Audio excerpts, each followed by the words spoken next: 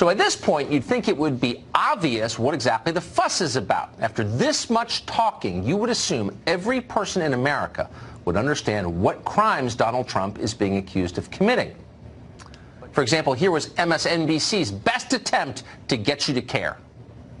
I don't say this lightly, but let's be frank, a national nightmare is upon us. The basic rules of our democracy are under attack from the president. We begin tonight with a series of admissions by the president that all but assures his impeachment in the House of Representatives. This moment should arguably be a national emergency. The founding fathers would have considered it a national emergency if the president publicly lobbied multiple foreign governments to interfere in the next election. It's tough to say lightly, but this is the moment that we're at. Soliciting information from foreign countries is corrupt and evil. That's what they're telling you. Okay, fine. But let's at least acknowledge that this standard is a brand new standard. I mean, brand new standard, like 20 minutes ago.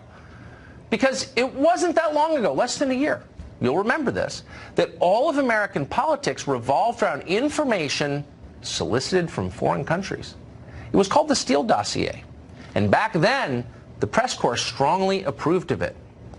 The allegations in this Christopher Steele dossier, and you went through the timeline very well a few moments ago, are stunning. There are actually substantial portions of what was in the Steele dossier, which was a raw intelligence document, that have indeed checked out. Based on our own reporting and word from numerous official sources, the dossier, in fact, is far from bogus. I think we're going to actually have to stop calling it the infamous dossier. Increasingly, it's the accurate dossier. Increasingly, it's the damning dossier. Increasingly, it's the dossier that is going to hang around the neck of the Trump administration and drag them down. Oh, the dossier was totally fine. In case you've forgotten, and you may have forgotten, because why would you remember? But Christopher Steele, who wrote the dossier, was a foreign intelligence operative. He gathered his material abroad in foreign countries, some of it clearly from foreign government officials.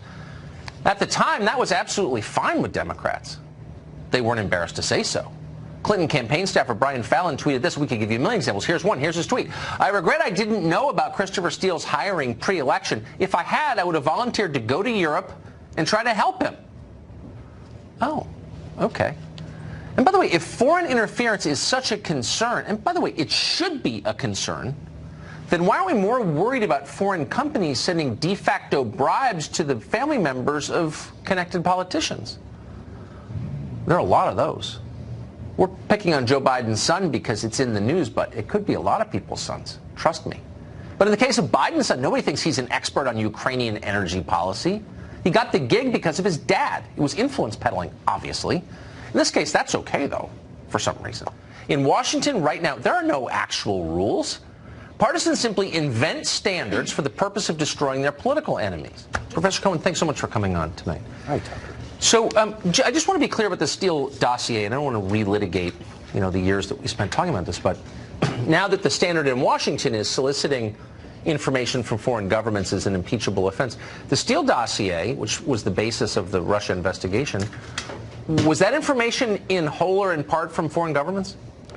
Well, by the way, the first time we met on your program was 2.5 years ago when the Steele dossier was published. I think it was January 2017. And we talked about it then. And I said to you then, this is clearly something concocted probably by intelligence agencies around the world. And that's what it's turned out to be.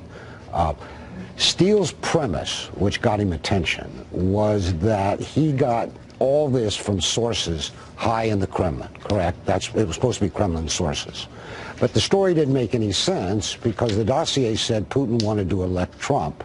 So why then, we ask ourselves, would Putin's own agents give Steele dirt on Trump to destroy his candidacy? The whole Steele document made very little sense. By the way, we now know that Steele was more of a composer than a writer. A lot of people contributed to it, including the wife of a very high-ranking American FBI agent, Louise Orr. She said she researched for Steele, so I assume that's what it means. But all of this Russiagate stuff seems to have originated, and that's what Steele tells us, with intelligence agencies, American and foreign.